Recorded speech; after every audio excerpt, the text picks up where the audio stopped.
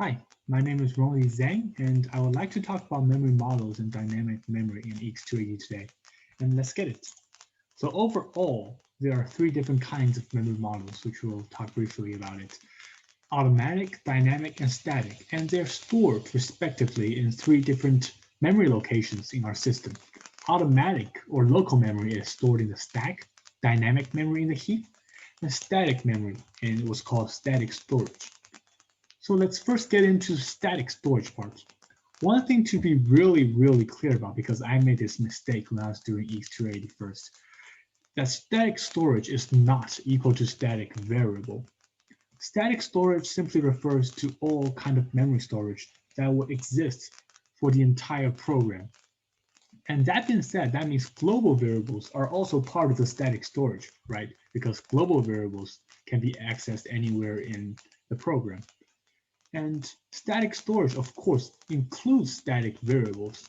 Static variables are what we create or declare with the static keyword here, just as what we have as example. Static integer a equals 1.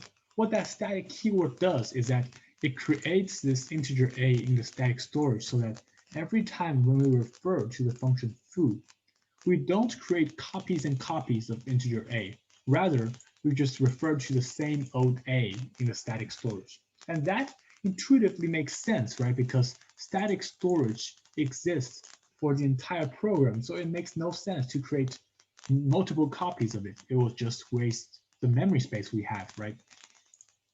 And the second one is automatic storage, which we might be more familiar about because it is basically local variables. And one thing to notice about automatic storage is that it is connected with some type of scope, unlike the static storage we just had.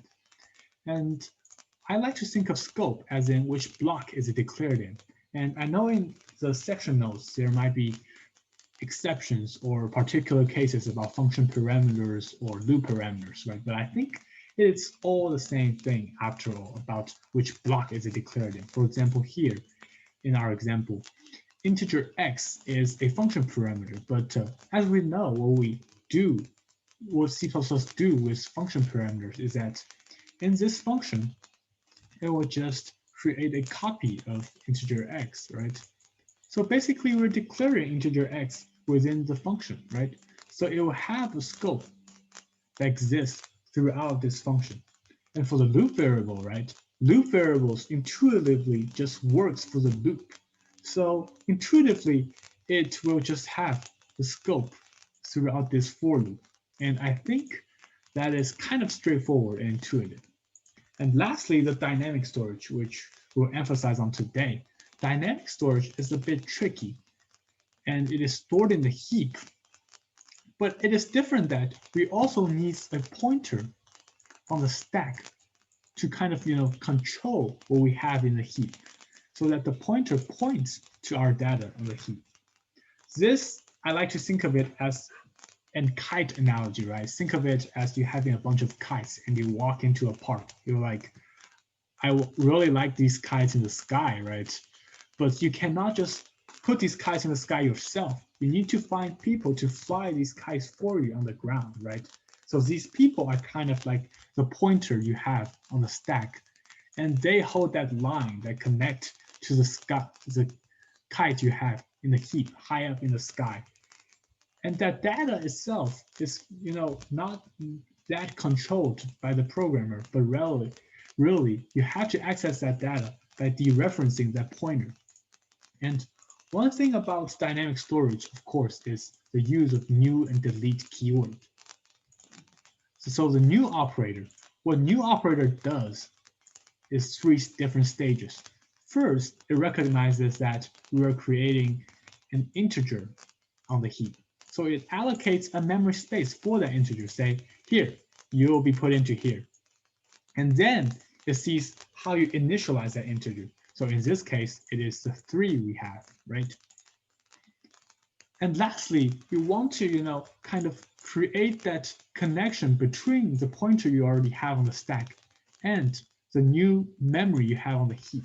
So the way it does it is that it puts the memory address of the value you have on the heap into that pointer. By doing so, it kind of creates that invisible line so that every time when we dereference PTR, what we'll get is the memory value we have on the heap. So it creates that invisible line that connects the pointer and the value we have on the heap. And the next one, of course, is the delete operator. The delete operator, as you can see it, is, it looks more straightforward, but it's actually tricky because look at how we use it here. You say delete PTR, right? But you're actually not deleting the pointer you have on the stack. What you're deleting by saying this is that you're deleting what it connects to on the heap. So what we have is that the value of 3 will be taken away from the heap. So it is tricky because you think of it as, oh, we are deleting away this pointer on the stack, but it's actually not the case. And one thing that's even more tricky is that after you call delete PTR, right, you can no longer dereference PTR because there's no valid value in the address you're dereferencing to, right? So that's one thing that's tricky about dynamic memory. Of course, there are more things that are very tricky about dynamic memory, but I think I'm running out of time. And I think that is it for today's 5-minute video. And thank you so much for looking at it. Hope you enjoy it.